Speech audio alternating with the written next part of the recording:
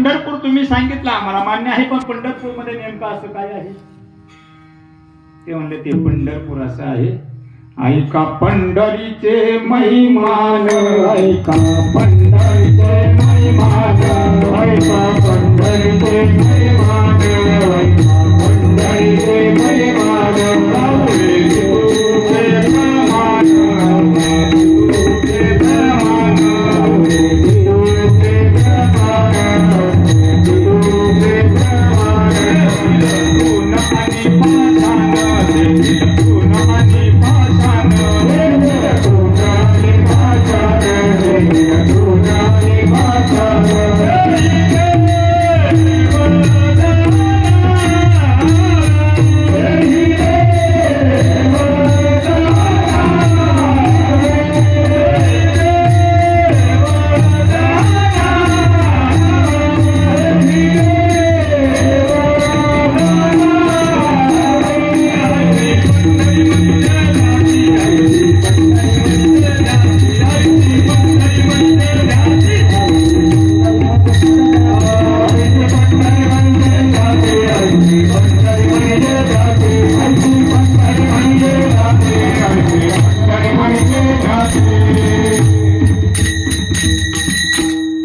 आनंद वाटला बरं. अनेक ठिकाणी प्रमाणच पाठ नसतात. आम्ही घेतलेला अभंगच लिहून द्यावा लागतो.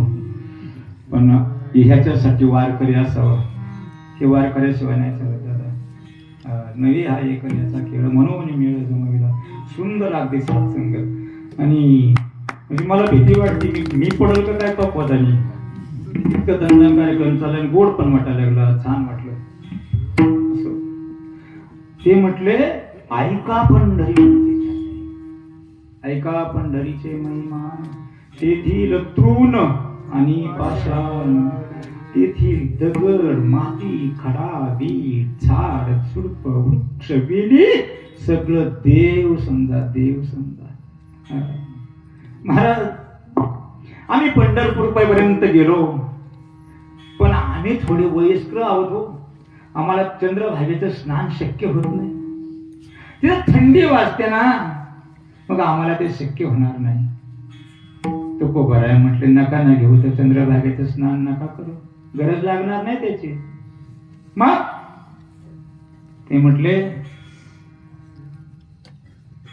अवघेची तीर्थे घडती एक वेळा, अवघेची तीर्थे घडती एक वेळा,